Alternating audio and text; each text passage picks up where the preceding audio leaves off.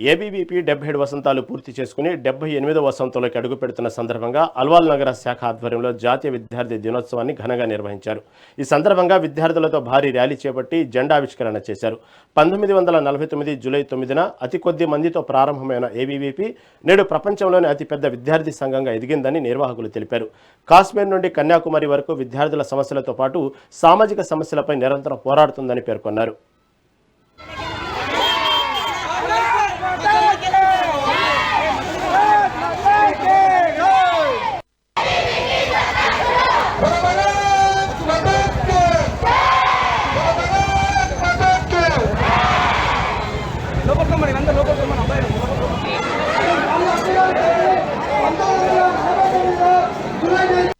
Balu ABVP Secunderabad జిల్లా కన్వీనర్ని.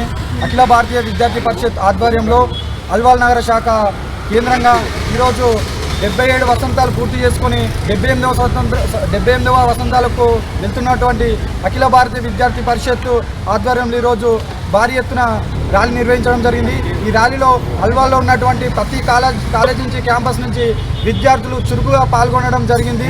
విద్యార్థులు 4000 మంది విద్యార్థులు పాల్గొనడం జరిగింది.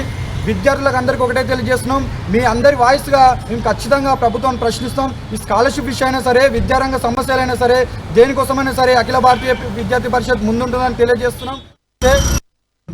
ABVP greater Hyderabad city secretary.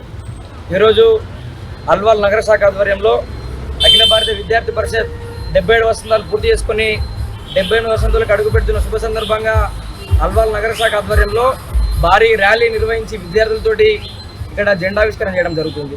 1949 July 9వ తేదీన ఢిల్లీ విశ్వవిద్యాలయంలో అతి కొద్ది మందితో ప్రారంభమైనటువంటి ఏబీవీపీ ఈరోజు ప్రపంచంలోనే అతిపెద్ద విద్యార్థి సంఘంగా ఎదిగింది. కాశ్మీర్ నుంచి కన్యాకుమారి వరకు, గుజరాత్ నుంచి అస్సాం వరకు ఈరోజు ప్రతి కాలేజ్ క్యాంపస్లో ఏబీవీపీ ఎక్కడ విద్యార్థి సమస్య వచ్చినా ఆ విద్యార్థుల యొక్క సమస్య కొరకు కొట్లాడుతూ ఆ సమస్యకు పరిష్కారం దొరికేంత వరకు విద్యార్థులు వెంబడి ఉండి వాళ్ళ యొక్క బాగోగులు చూస్తూ ఏబీవీపీ ఈరోజు ప్రపంచంలోనే నంబర్ 1 స్టూడెంట్ ఆర్గనైజేషన్గా ఎదిగింది.